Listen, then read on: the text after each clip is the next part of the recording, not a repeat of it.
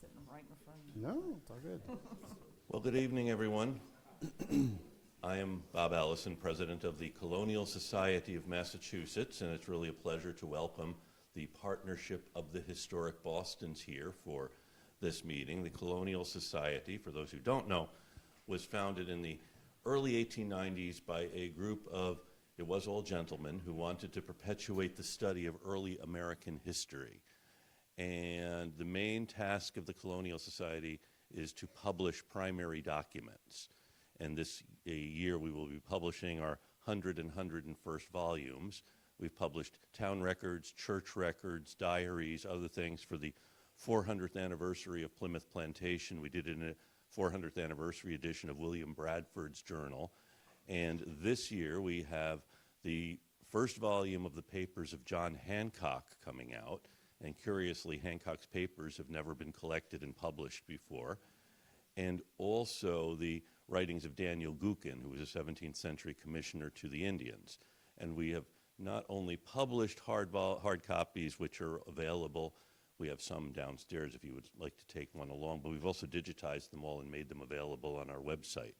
And we also encourage young scholars. Every year we have a graduate student forum to which we invite 8 or 10 rising graduate students who are doing early American history to come here and spend a day talking to each other as well as our members about their research. And this has been really a fruitful endeavor for us, bringing our members, who often are senior scholars of early American history, together with the new voices, the new scholars who are asking new questions. And on the table in the parlor are books by some of the graduate forum alumni who in many cases are now in the midst of their busy and distinguished careers.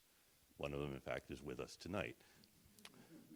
And we were given this house in 1954 by a woman who was born in the house and grew up in the house. And her family, in fact, had owned the house since 1815, when they bought it at auction from Stephen Higginson, Jr., who had bought it from Charles Bulfinch. Bulfinch had thought he would live in the house, so if you stand outside, you'll notice it is wider than the one next to it.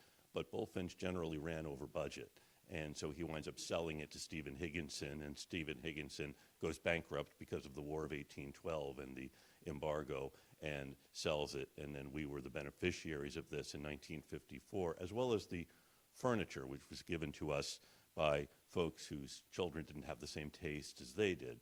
And if you want to know more about the house or the furnishings, we have both our current curator, Natalie Gilbert, is here, as well as our previous curator, Megan Gilardi Holmes, who know much more about the furniture and the house than I do. And we do have open houses the first Sunday of every month. You're welcome to come and look at the house. We also have regular programs. Our next one is next Thursday. And now it is my great pleasure to tell you a little bit about our speaker. I first met Lynn Fisher 19 years ago this month in this very place when he came here as one of the 2007 Graduate Forum cohort. And he presented a paper on colonial conversions, American Indians into culturation in the 18th century New England, which was part of his dissertation, which he completed the following year.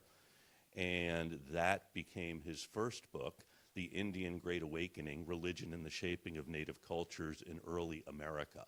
Lynn Fisher is not only a scholar of Native Americans, but also a scholar of religion, bringing these two together. He's the co-author of a book, Decoding Roger Williams, as well as the co-editor of Reading Roger Williams, Rogue Puritans, Indigenous Nations, and the Founding of America. And he's also written more than a dozen articles, chapters, book reviews, just a phenomenal scholar of early American history. Since shortly after finishing his dissertation and earning his PhD at a very distinguished university across the river, he has been teaching at an equally distinguished university in Providence, Brown University, where he is both an associate professor of history as well as the director of the Center for Digital Scholarship. And I think the project he'll be telling us about tonight is tied in with a project he has been doing a digital project, Stolen Relations, Recovering Stories of Indigenous Enslavement in the Americas. And this is a community-centered, tribal collaborative project seeking to broaden our understanding of Indigenous experiences of colonialism and its legacies through the lens of slavery and servitude. And what he is going to tell us about tonight is his new book, Stealing America, The Hidden Story of Indigenous Slavery in American History. So please welcome Lynn Fisher.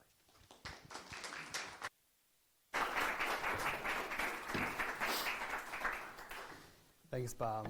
It's really a pleasure to be back here. I remember being in this room.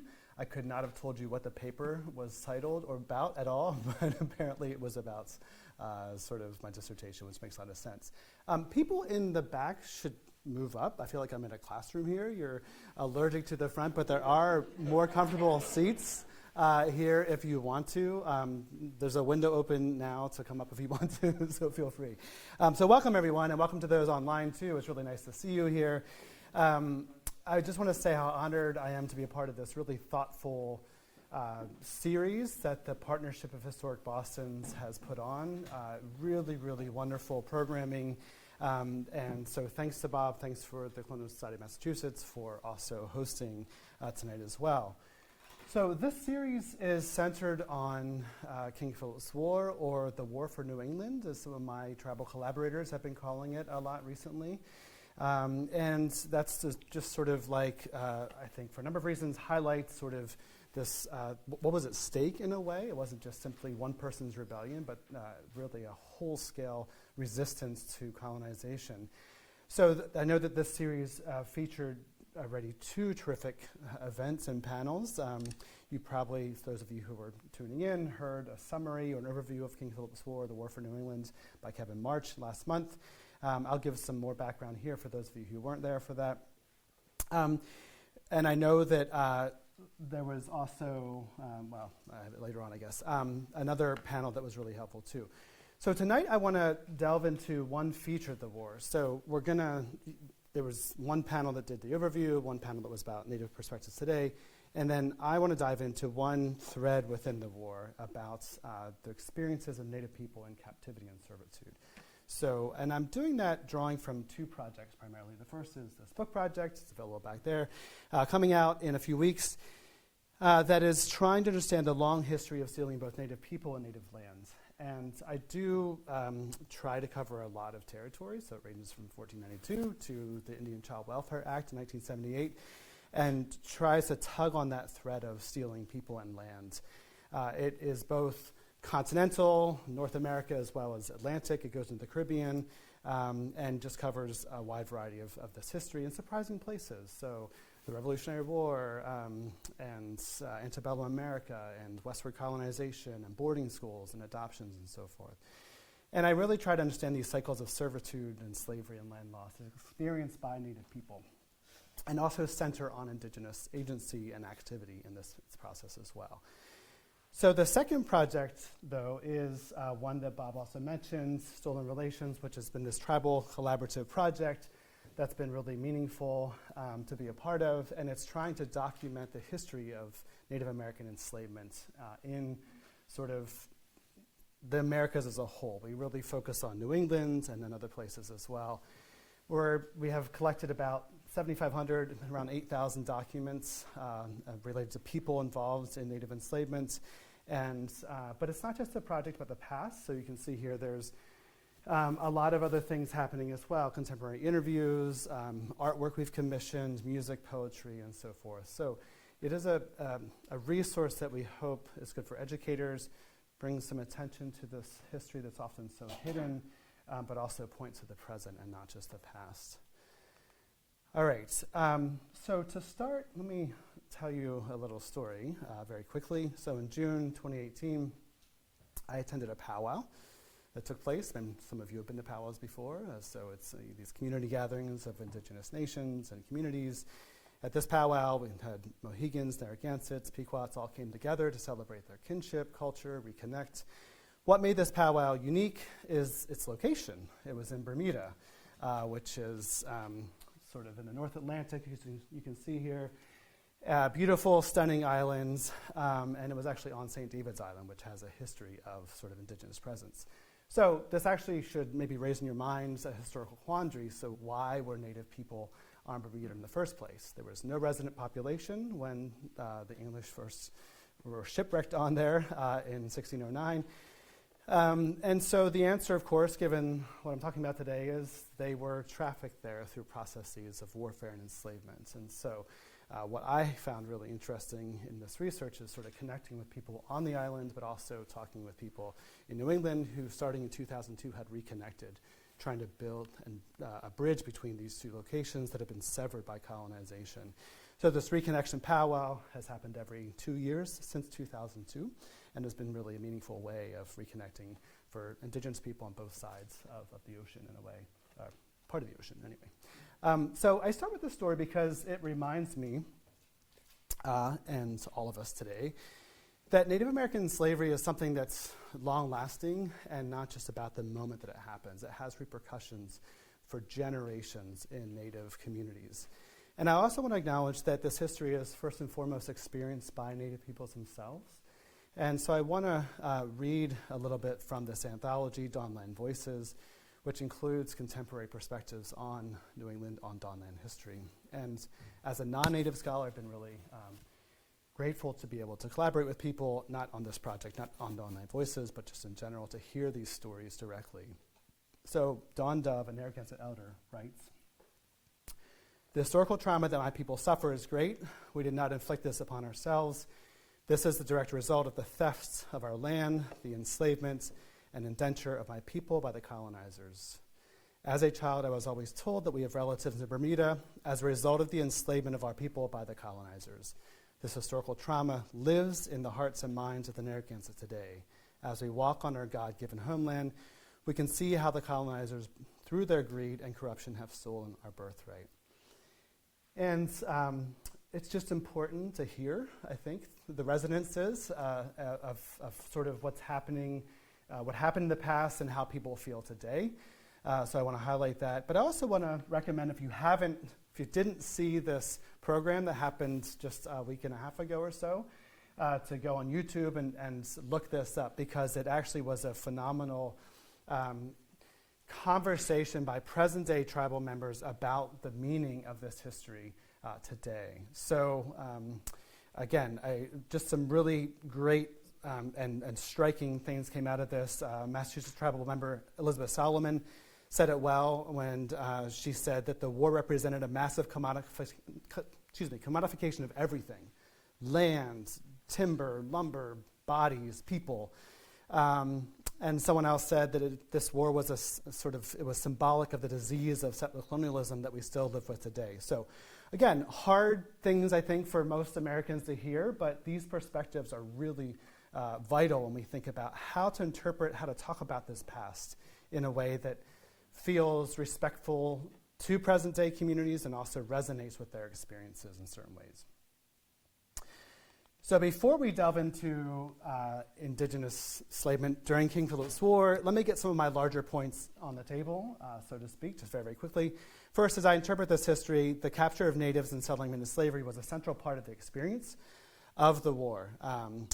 I think sometimes we overlook the way that actual enslavement, but also the fear of enslavement, was just viscerally felt throughout the war by Native people. And, we talk about the battles, we talk about this, the land loss, but just that sense of always being at risk of being trafficked is really quite astonishing and persistent. Another one is that enslavement started early and lasted for a long time, after. I'll get to that more at the end. Another one is that slavery was central for English colonists too, since it helped clear the land to allow for colonial settlement. Maybe this is the biggest point in my book in some ways, that these histories are related, dispossession and also enslavement. And finally, just to highlight again and again that Native agency is so central to this. The war starts because of Native people resisting colonization, and throughout, they're also resisting enslavement in certain ways as well. They protest in all kinds of ways. They try to reconnect, rebuild connections and kinship. All right, so from here, I'm going to go pretty deep into enslavement. So I hope it's not too dark or too much, but it's really incredible once you start to investigate the way in which this is just ever present in the war. And I hope it's not too triggering for folks, but I think it's really important to understand this as a backdrop for how this has such a long consequence over time, enslavement and land loss. All right, so first for some important context is very, very quickly. Enslaving indigenous people was really, yes? Nobody's able to hear you online. Oh. So is there a mic? That's okay. No, that's important, of course. Does Bob still have the mic? I could use that one. I won't start over if you were worried about that. I could tell you're like, oh no.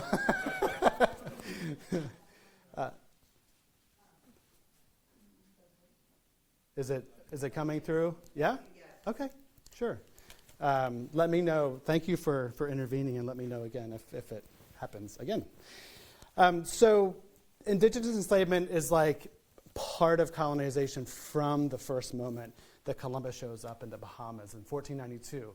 It's not even like decades later, it is the first trip. Columbus sort of grabs people, takes them back to Spain. I won't go into details, but he concocts this crazy plan to fund colonization through a regularized slave trade back to Europe of indigenous people. The English also kind of follow this footsteps, at first maybe not as wholeheartedly, but English colonists kidnap natives from the coastline from the moment that they start exploring as well. Even before Plymouth in 1620, there were several high-profile cases of merchants kidnapping mostly Wampanoag, but also some Wabanaki off of the coastline, taking them back to Europe, sometimes just to learn language, not just, but like to learn languages and to learn more information, but sometimes actually trying to sell them into slavery. Here I have an image from an exhibition called Our Story by the Wampanoag art group Smoke Signals, and Paula Peters was a part of this, someone I collaborate with a lot. And it's really powerful to have Mashpee Wampanoag telling the stories of these early kidnappings themselves, right? This is a really, really fascinating and excellent exhibition for that reason. The Pequot War, of course, is really, after colonization, this first moment of large-scale enslavement. So this is really a point that historians kind of point to. Several hundred Pequots were taken captive. Some were attempted to be shipped to Bermuda, but ended up in Providence Island. But this plants the seed. I mean, it kind of follows on what's happening in Virginia. There's wars down there. Enslavement happens there as well.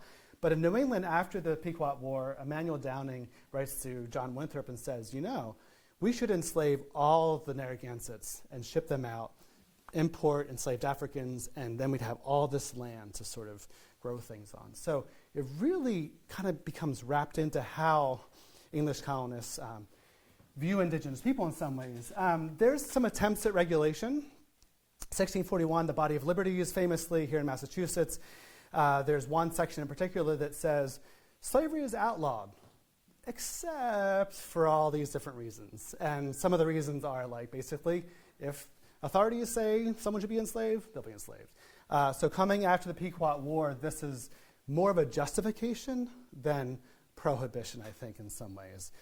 So between the Pequot War and King Philip's War, or the War for New England, there's just various episodes where individual natives are sold into slavery. So my whole point here is that there's a New England context for enslavement.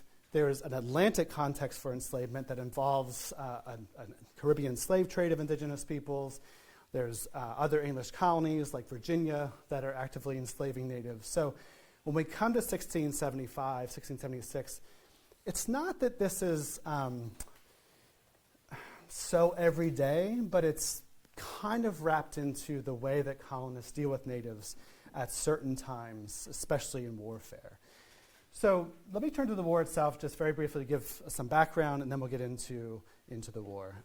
So basically, one of the reasons why this might shock us, the Pequot War and King Philip's War might shock us, is because we have in our minds peaceable visions of New England. So the First Thanksgiving, also the Great League of Peace from 1621. And it's true, there was a peace between Uthamiquan or Massasoit and the Plymouth colonists that lasted for multiple decades. It wasn't always perfect, but it in Plymouth colony was rather stable-ish. Anyway, Massasoit dies in 1661. Leadership transfers to his son, Philip, who you can imagine all he really knew was colonial sort of encroachment and aggression in some ways. And so he has a much shorter desire, or a much smaller desire to sort of tolerate this. And quickly there's a series of tensions in the 1660s. Plymouth also is becoming more aggressive, expanding into Massachusetts and to Wampanoag territory, taking lands, also undercutting their sovereignty by demanding that they turn over guns and arms and so forth. And so all is not well, actually. And there's this really interesting meeting that takes place in 1675 after a couple of different years of disagreements and build-up and tension and so forth, including the murder of John Sassamon and the trial that took place and the execution of Wampanoag men. And there's rumors of war, but just before the war breaks out, the deputy governor of Rhode Island, John Easton, who's Quaker, and and King Philip meet to try to work things out. And it's really interesting to think about sort of the different perspectives present here. So Easton shows up and he's like, what is wrong with you guys? Like, why are you wanting to fight us? And, Philip's like, what's wrong with you guys? We were the first to help you out. You were the first to do wrong to us. You want to know why we want to fight? Here's all the reasons. And think about the 250th. It's interesting to think about this as almost like a list of grievances, like the Declaration of Independence in a way, right? Like, here's all the things that you've done wrong. But the list goes on and on in Easton's report. All the things that are listed here: land loss, encroachment of animals, unequal laws, selling of alcohol to natives, trying to Christianize natives, running up native debts. And his comments are really, really pointed. And they basically part ways without a resolution. And a few days later, there's a war that erupts in Swansea, Massachusetts. And it lasts for a year plus.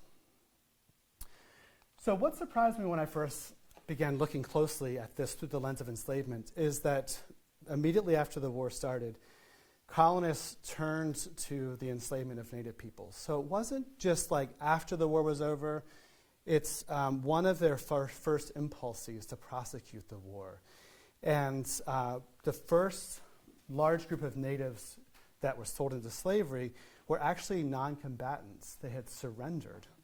So on the 8th of July in 1675, Metacom's forces attacked the towns of Dartmouth and Middleborough in Massachusetts, burning 51 houses.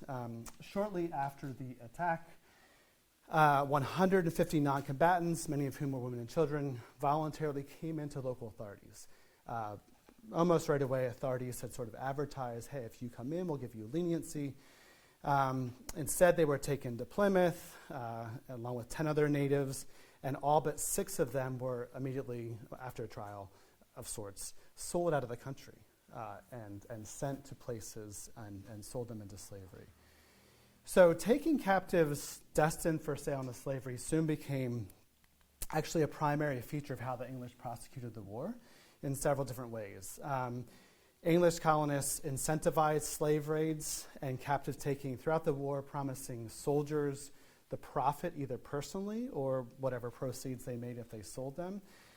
This also led to authorization of bands of mercenaries whose only real purpose was to take native captives to sell them into slavery. One example of this is the so-called Jamaica privateers led by Samuel Mosley, an English privateer who had made a name for himself taking Spanish ships in the Caribbean.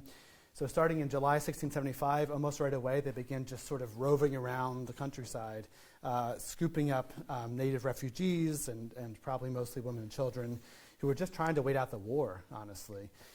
So in July 1675 alone, they captured more than 100 Percasset and Wampanoag natives, and we have records of them being sold into slavery. Other soldiers and enterprising colonists simply grabbed natives, native non-combatants when they could. So in October 1675, it's just one example, some Massachusetts troops came down to the Narragansett Bay, went on to Prudence Island, which Prudence Island is not a place you would just accidentally go. I'm a sailor. We've sailed to Prudence Island. You have to be intentional to get there. To the middle of the Massachusetts Bay, these soldiers go to Prudence Island and raid a couple different settlements and take 13 non-combatant natives from Prudence Island, quickly sell them off to a merchant who trafficked them then to the Azores out in the North Atlantic, which is highlighted here as well. Additionally, in every battle during the war, whenever English soldiers could manage it, they took captives and eventually marched them out to the coast to be sold into slavery, whether locally or overseas. There's many campaigns where this happened. One is the Narragansett campaign, which took place in December of 1675. The Narragansett nation was large and powerful, and the English colonists wanted them to stay neutral in the war, so they sort of forced them into a treaty. The Narragansetts didn't abide by that treaty by English accounts anyway, so the English decided to sort of punish them by invading their homelands. So on December 19th of 1675, 1,100 soldiers. It's estimated this was like the largest single army assembled to date in the English colonies, quite a large force from Connecticut, Plymouth, Massachusetts, 150 of whom were Mohegan and Pequots. And they marched from what's now South Kingstown, Rhode Island, to Narragansett, to this palisaded village, and breached the walls, entered inside, tried to burn as many wigwams as they could, about 500, and began burning food supplies, killing people, but also taking captives. So they marched back with 350 captives who were sold into slavery as well. And I want to show you a modern rendering of what became called the Great Swamp Massacre. This was painted by a person I was collaborating with until he passed away a couple years ago. My book is dedicated to him, Tall Oak Whedon, who was a prolific artist and researcher and writer who painted his own family fleeing the burning Narragansett fort in 1675, just to really affirm that these were people, real families, and also his relatives who had experienced this. So the Narragansett, actually there's a little hidden secret in here too. I'll show you this later, but you can see these lines that are etched here. Maybe not online or in the back, but there's an obelisk that's etched out. That is actually part of a memorial that is still on the same lands of the Great Swamp Massacre. I'll show you an image later on. But so he was juxtaposing this memorialization over the painting itself. Anyway, the Narragansett campaign actually backfired. Narragansett joins with Philip's men and soldiers. So Philip's men began attacking more sites, and in response to that, they actually burn every single village on the west side of the Narragansett Bay. So Rhode Island gets pulled into this. So to try to gain the upper hand, the English troops began to increase slave rates to sort of undercut some of the activity.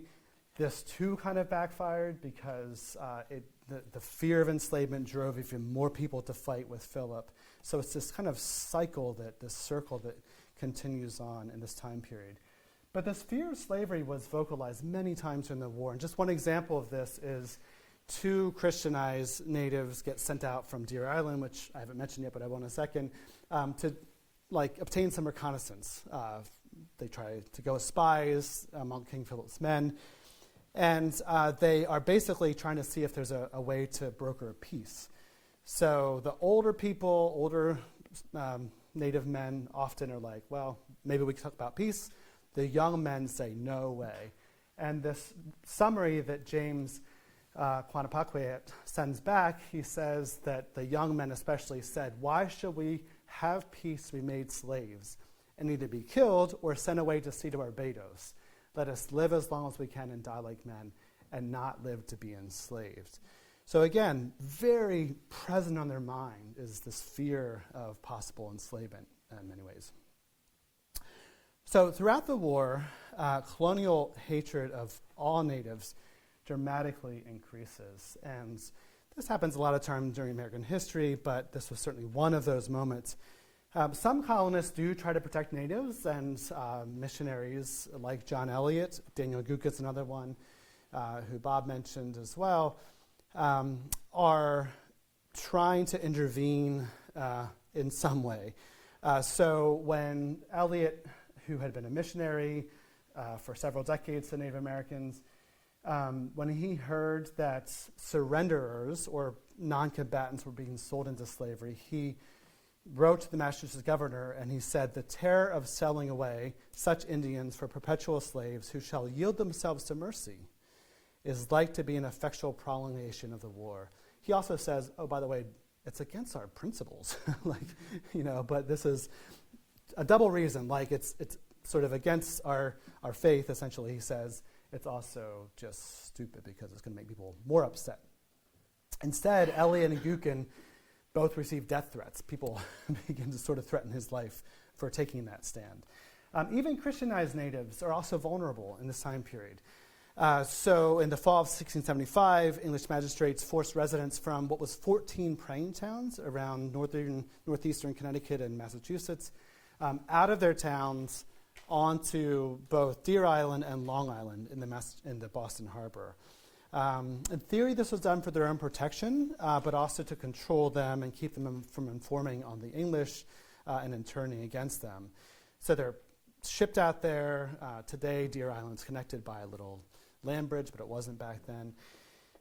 Plopped down and abandoned, basically no food, no support, no houses, just as the winter is settling in. But many Christianized natives who were sent there feared that they were going to get shipped overseas as well, that this was just one stopping point into overseas enslavement, which didn't happen necessarily.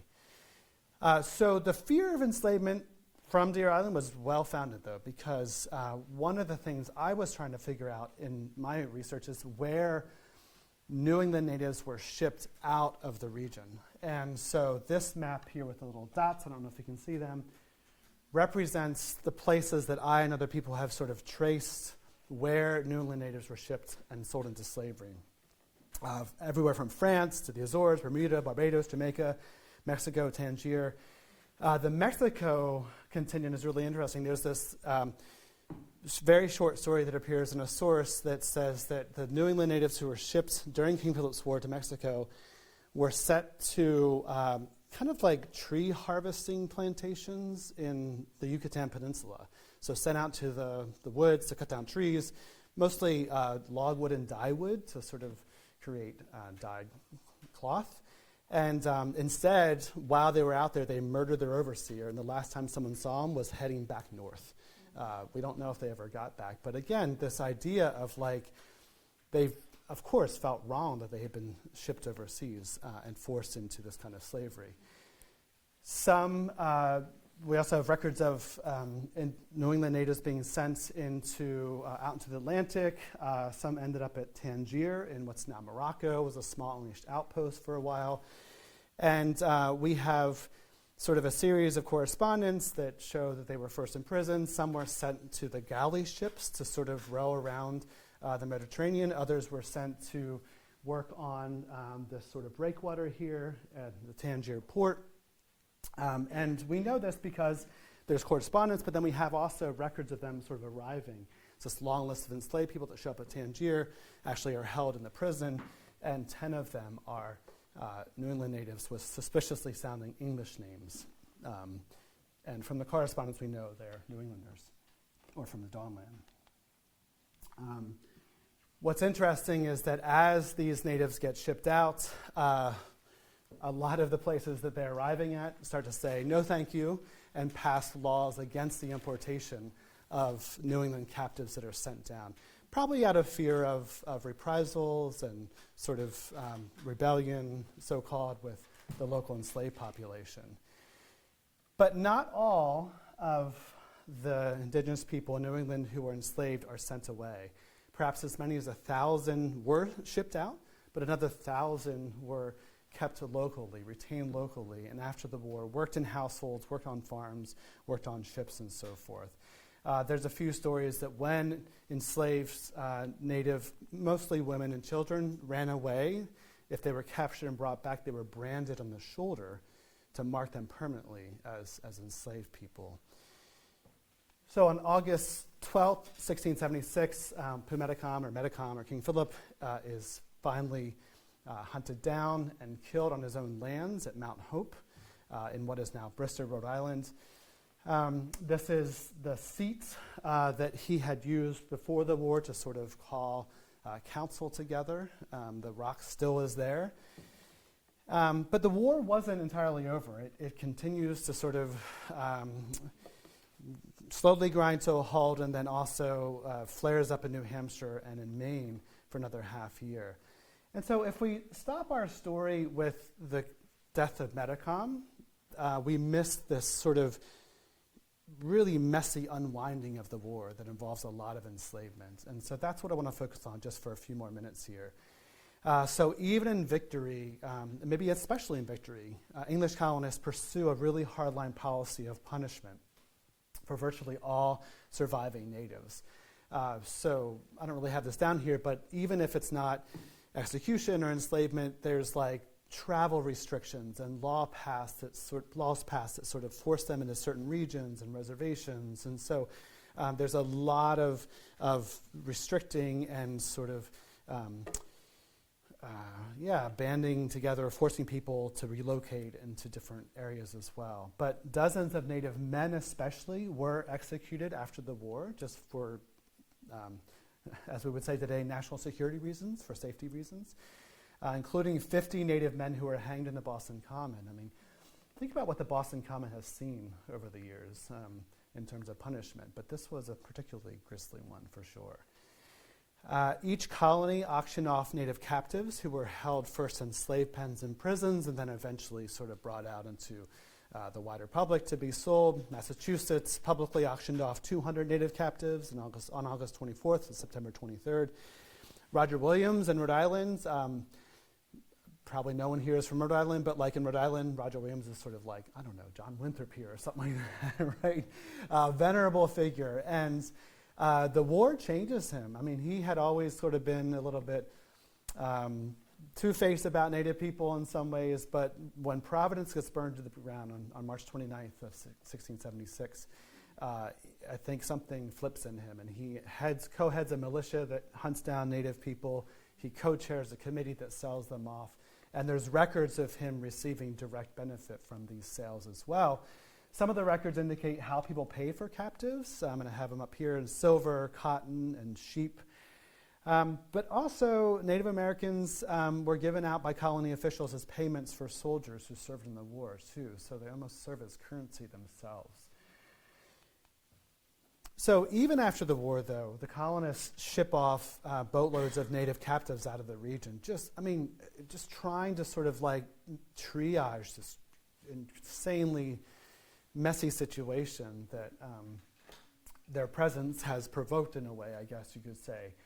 So just one example here is on August, in August of 1676, the governors of Plymouth and Massachusetts, in this case this is Plymouth here, there's two different certificates, authorized Captain Thomas Smith to ship 180 natives out of the region and sell them in slavery. And the certificate is perfectly clear. You probably can't see it, but it says that they've been condemned to perpetual servitude and slavery. This is not ambiguous language. This is very, very clear. Providence was nervous about a large group of natives that was being held just outside the city, even in its burned down state. And so the Providence residents demanded that they be removed, and there was a little bit of a crisis. No one knew what to do with them until Roger Williams' son named Providence. Kind of funny if you name a city Providence and then your son, I don't know.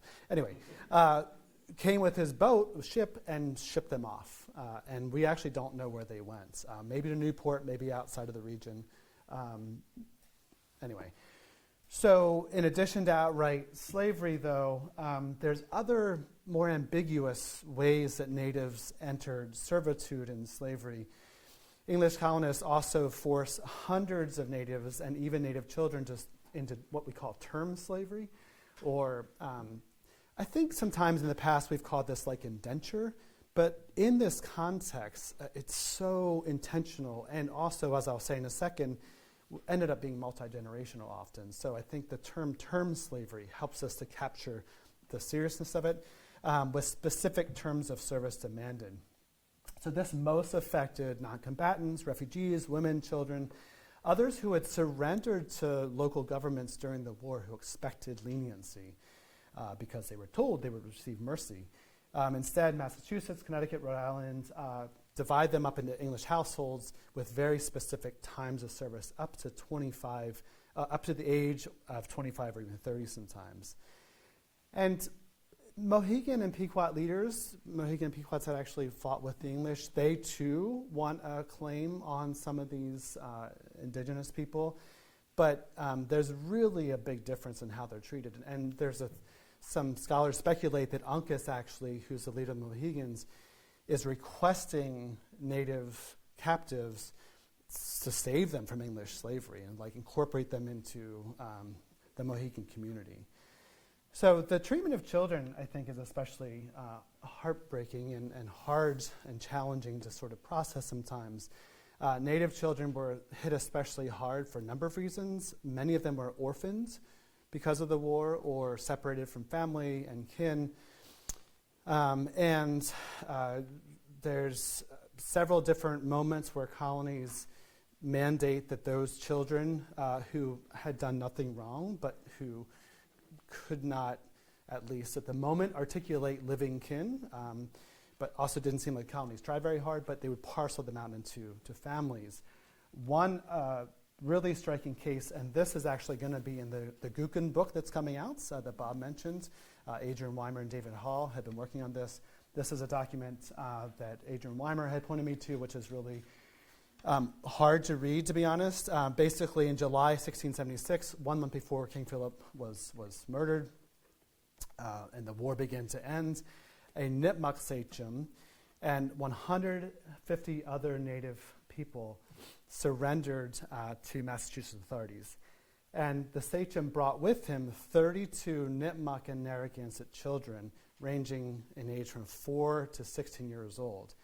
And the colony debated what to do with them. And so you could imagine one option would be like to try to find kin and return them to communities, right? Instead, the Massachusetts authorities decided to take each one, assess who they were and what had happened to them, and then place them in an English family for service, is what it says, put to service in English households until the age of 25, with the expectation that their masters would then educate and Christianize them. But there's really no attempts, from what we can tell, to keep family units together. So there's siblings in this list who are just sort of separated up in different ways. Some go as far as Connecticut, down to Mystic. 8-year-old Joshua Wanakahow, for example, was kept in the household of Daniel Gookin, while his 11-year-old brother, Tom, and his 13-year-old brother, John, were both indentured to other colonists. So even after all of this destruction, all of this separation, what I find the most inspiring, and I probably like you're looking for something sort of redemptive in all of this, is Native communities doing their best to reassemble, to reconstitute communities, to reconnect families, and to find each other after the war. So one poignant example of this is Peter Freeman. In this case, it's not successful, but he's a Narragansett man who had actually served as a guide for the English in different kinds of ways during the war. And he came back home after the war and found that his own daughter had been kidnapped and sold into slavery while he was off serving the English, right? So obviously distraught, incensed, spent years petitioning the Rhode Island government and other colonial governments, and after a failed search, he eventually was sent 2 coats, 2 pairs of stockings, and 2 pairs of shoes for himself and his wife to compensate for his loss. Not the same as having your daughter back, obviously. In some instances, quite rare. There were other more successful reunifications. One of these is the Nipmuc leader, Sagamore George Romney Marsh, or Winnipoikin, who was captured during the war and sent to Barbados and sold into slavery. And after years of protests and appeals, Massachusetts magistrates secured his freedom and returned to Massachusetts, which is actually quite astonishing. The only problem was he was basically broken by the process of being enslaved and died very shortly after. So a challenging, a successful return, but enslavement had taken a toll on him. And you can imagine, if you know anything about plantation slavery, and Barbados is one place that just churned through people very quickly. So unsurprisingly, the war left a deep imprint on Native nations, something that is still felt today. If you talk with present-day tribal members, you'll hear that right away. Individuals who'd either been, well, let me back up for a second. One of the things that's striking is that the sort of kind of mushy enslavement and servitude that takes place a lot of time ends up being multi-generational just by default. And so individuals who had either been enslaved outright or who had been sort of consigned to term slavery or different kinds of indentures found themselves, not always, but often in permanent servitude, with their children also claimed as slaves.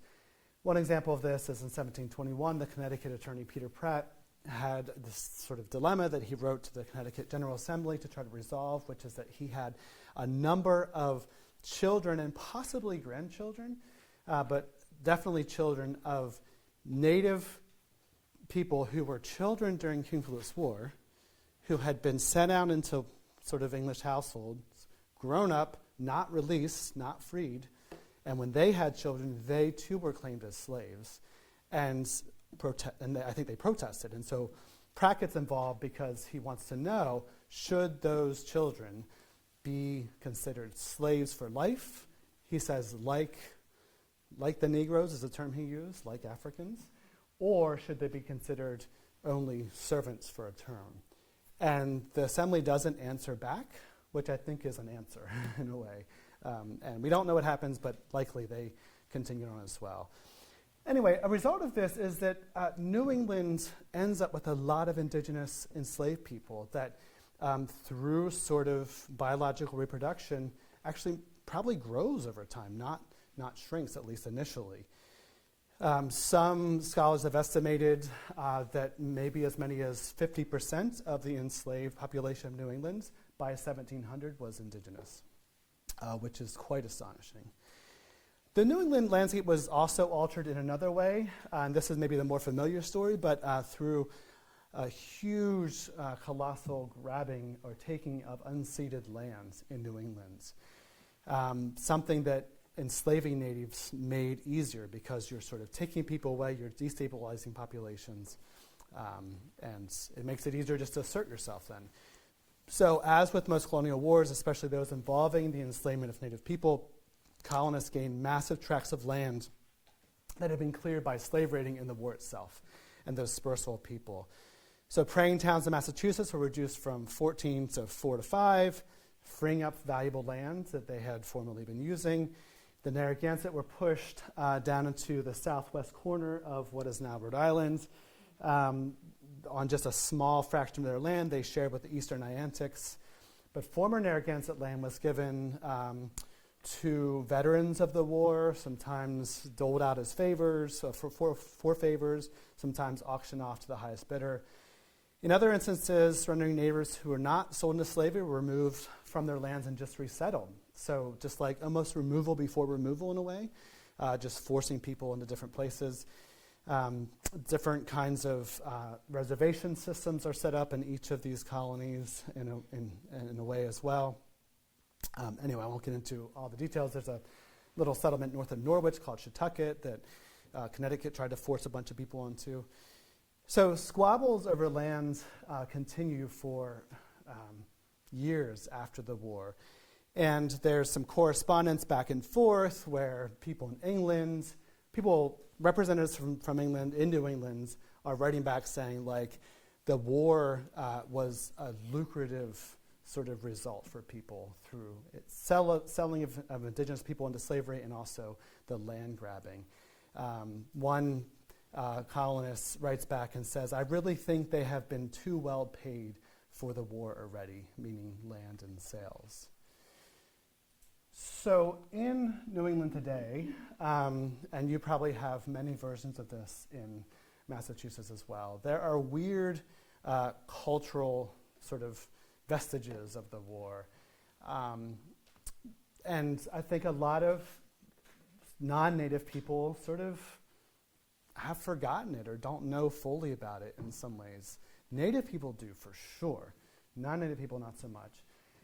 So when you drive around Rhode Island, probably Massachusetts too, there's just lots of little references and things you come across that are meaningless in terms of understanding the history, but just are there. There's also monuments all over the place in different kinds of ways. In Rhode Island, one of the biggest public monuments established in 1906 is this obelisk. So this is what, remember that tall oak painting that I showed you? That's the obelisk that was sort of hidden behind it in a way. But this is supposed to memorialize the Great Swamp Massacre of December 1676. But it's silent on the enslavement part. It memorializes the colonies. There's 4 essentially stone monuments to the colonies. I think more importantly, I would just want to highlight very quickly, I'm about to close here, is the way that New England Native nations continue to process these history and take action in various ways. And so I think of the land back movements that are happening nationally, more locally, the sort of ways that there's been Native land conservancies that are working on sort of buying back and scooping up lands and putting it in trust for Native people. Also, sorry, wrong slide, but that's okay. Also, I guess I don't have that picture. The land of the Great Swamp Massacre is what I was going to say, was returned by the Rhode Island Historical Society to the Narragansett in 2021, which is really, really important as well, just to sort of recognize that that's happening too. But also writing about these histories, Dawnland Voices, which is a volume, but also now 2.0 online. You can go visit and read present-day Native people reflecting on all these different kinds of histories as well. The Tamaqua Museum, the Mashantucket Pequot Museum, places that are Native spaces interpreting this history for the public is really, really powerful. And I also want to return to where I began, which is this reconnection powwow, which to me represents sort of not undoing colonialism. You can't undo what's been done, but sort of begin to heal some of the harms that had taken place through the separation of kin. And these reconnection powwows are part of that for sure. And I'll just say, if you have interest in diving into a lot of the records and sources of this, the 2 resources I mentioned at the beginning, I think could be quite helpful, the Stolen Relations Database and also the book. So thank you so much for your time and patience.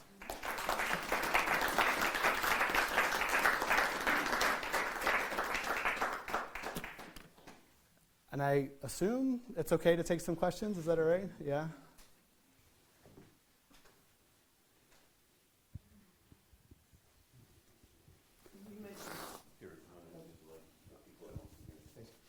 You mentioned that that there was at least some objection from Elliot and Gookin at the beginning of that. Was there any concerted effort either from the ministry or legally to challenge the enslavement of these peoples? There's a little bit of debate that takes place in some of the trials. There are pockets for sure. So the early sale in Plymouth, there's a little bit of conversation about that as well.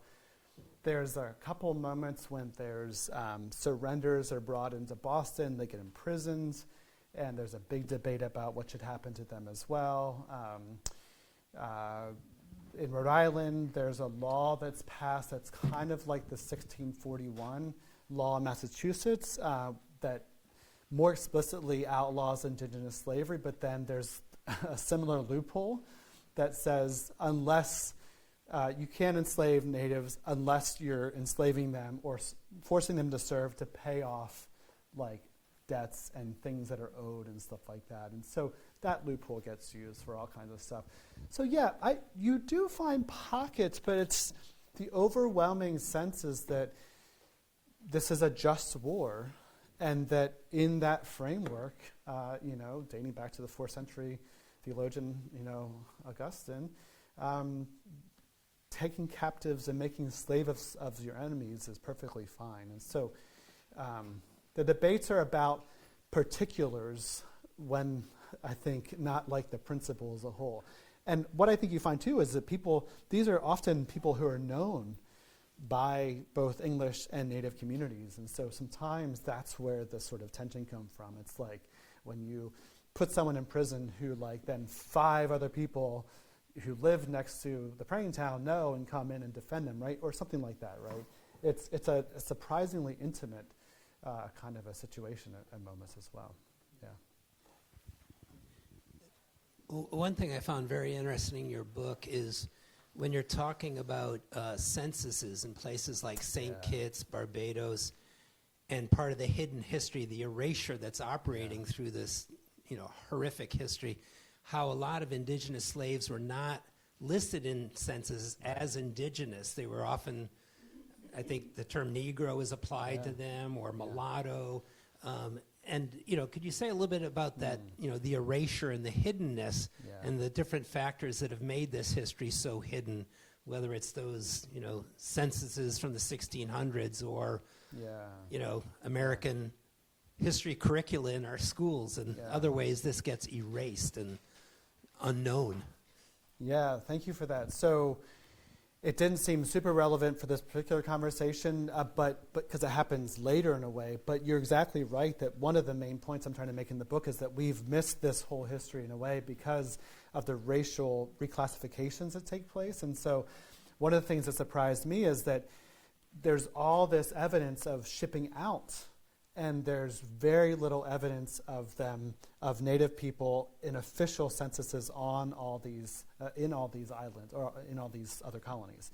And so the example from Bermuda is really striking because you have a 1698 census, 2 columns, black and white, and no Native people. But at the same time, in all these probate records of plantations, you have examples where only Native people are the enslaved population, but they're completely absent from the official censuses. This happens also throughout American history in different kinds of ways as well, Rhode Island, Massachusetts. The other way that this is erased is also through the language of servant versus slave. And in New England and other places in the English world, servant didn't mean just like benign servitude. It didn't mean just indenture or whatever else. There's plenty of examples where people talk about African servants in Boston. These are not, sort of like just people who voluntarily are serving. These are enslaved people, but the language is slippery sometimes. And so I think the same is true with Native people. A lot of times Native people are called servants. And that's maybe historians have taken that language too literally and not considered the context or sort of the multi-generational nature of it and stuff like that. So, yeah, thank you for the question. We have a question from our massive Zoom audience. Have they tracked, and I think I would also say, how have the descendants of the indigenous peoples who were enslaved tracked themselves and been recognized? Yeah, so particularly with Bermuda, but I think this is true in other places as well, it's through family stories primarily. So there's a little bit of a disjuncture between what the archive tells us about these shipments, about the presence and stuff like that, about the specificity of tribes, I will say that, because slavery records are uninterested in tracing family lines and tribal lines, and the same is true for West African individuals as well, right? This slavery just sort of strips people of identity often. But what's amazing, and it sounds maybe not so, sounds far-fetched to us, maybe, us meaning like non-Indigenous people who don't come from communities where orality and knowledge-keeping is lodged in a person that then can span 80, 90 years, and so you string 2 or 3 knowledge keepers back and you have several, 100 years all of a sudden. So the family histories and stories that come out of these communities are not ambiguous at all, and very, very clearly narrated. I remember going to the archive in 2011, going to Bermuda, showing up, when you look at the archives, and the person who I talked to first said, "Look, this is my history." She actually said to me, "I'm Pequot," which is amazing. But she then sent me off on a moped. I mean, I had to rent it, but metaphorically sent me off on a moped to talk to people. So I went there for the archives, and she's like, "You can't understand this history unless you talk to people." And when I went into people's homes, they pulled out these photo books of records and stories and newspaper clippings. And so that's not in the official archive, but these families have been keeping these stories alive for generations. So.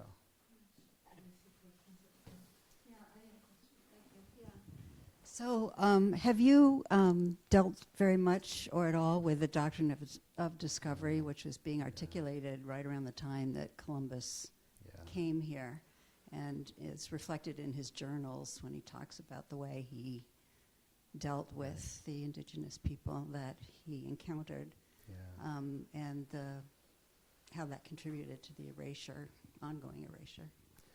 Yeah, so the doctrine of discovery, I think, is really a powerful part of how indigenous communities today understand sort of the deeper rationale. Yes, thank you. So there's kind of different versions, but doctrine of discovery, doctrine of Christian discovery, but the idea is that, like, basically Europeans came over with the presumption that they had the right to land and the people because they were Christian, and also they were the conquerors in a way. And so that sounds like crazy talk, because the Pope actually says this in different kinds of ways and then repudiates it.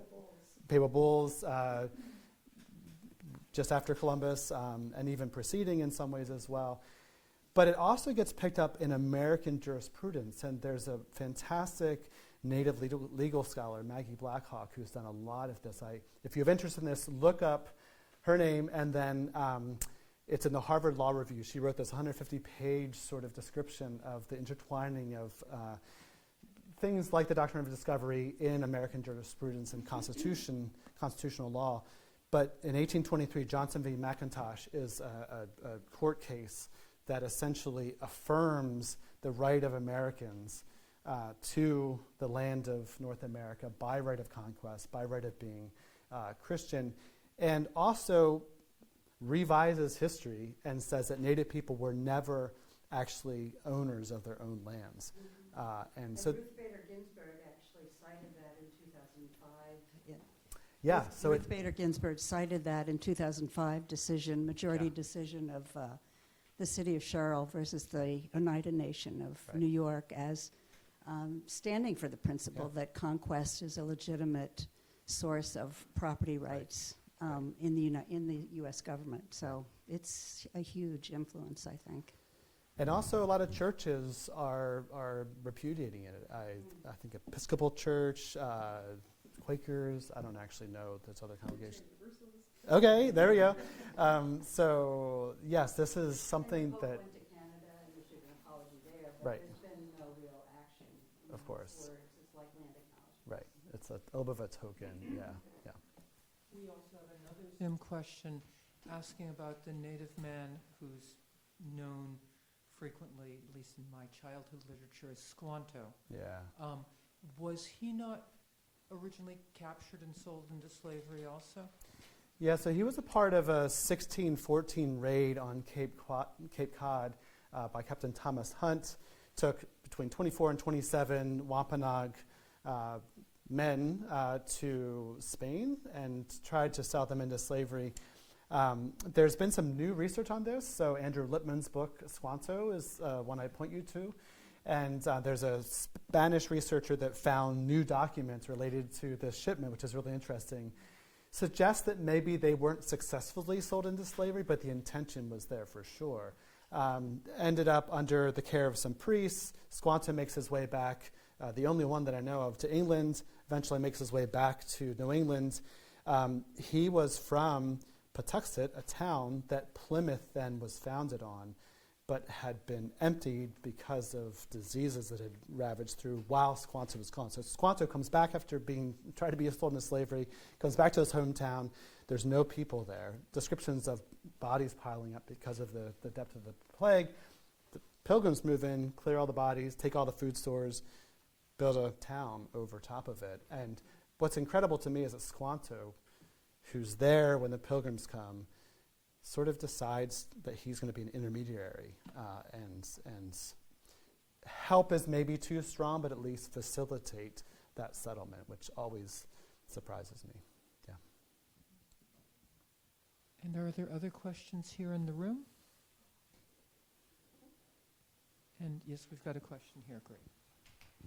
Thank you so much. I'm curious regarding Pomedicom's family, and I'd heard that some of his family was either sent into slavery or going to be killed, or there's other records I've seen that maybe some intermarriages happened with some of the military families. So just curious what you know about that.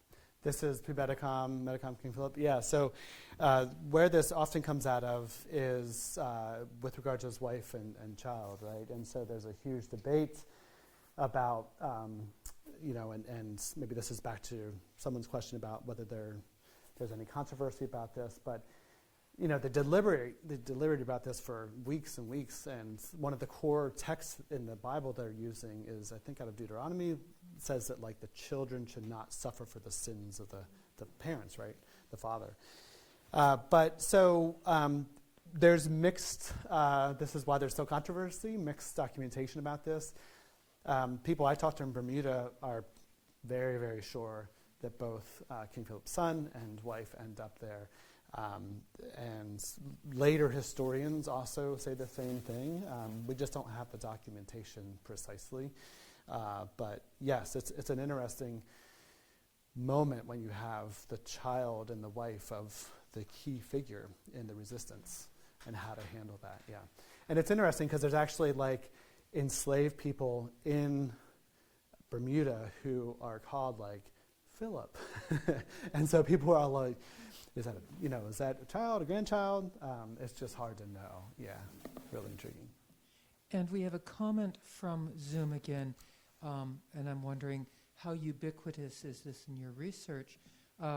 Person saying, I found in Rhode Island that there's a column in the census for slaves to be enumerated, but they're not distinguished whether they're African or indigenous. Yeah. We had, presumably in this census record, one, quote, Indian girl who got passed down in our family to a daughter in the mother's will.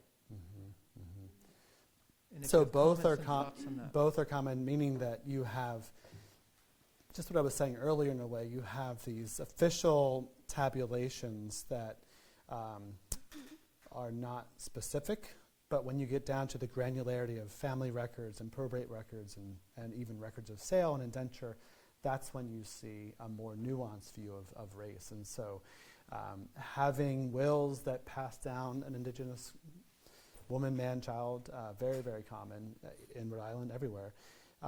But also common is records, official colony records that don't specify at that level. I even found records in Jamaica where you have parish surveys of enslaved people that have columns for Indian, black, other. So they're asking, what do you have? But then in the final report, the census is just black and white. So there's this weird sort of lack of desire to have that nuance for sure.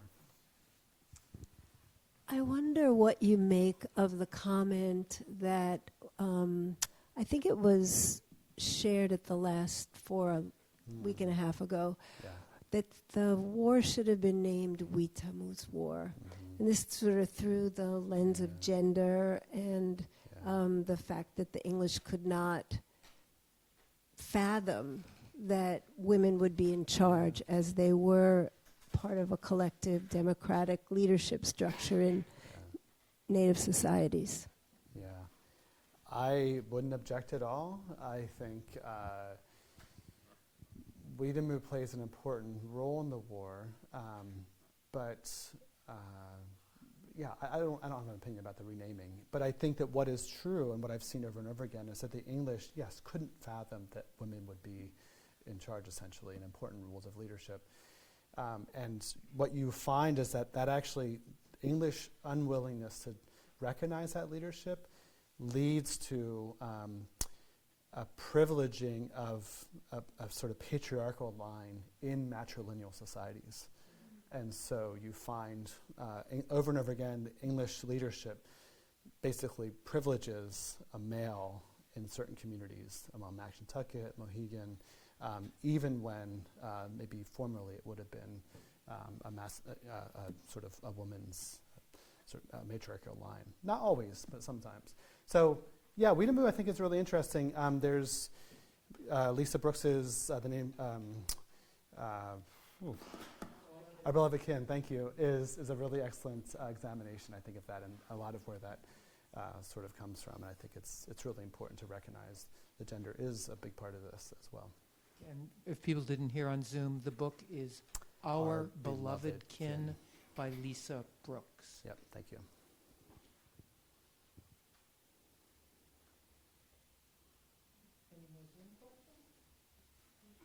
At the moment, people are all digesting all of this interesting things to think about. And we're going to wake up in the middle of the night saying, but wait, what about? And you won't be here. True. It's okay. Thank you.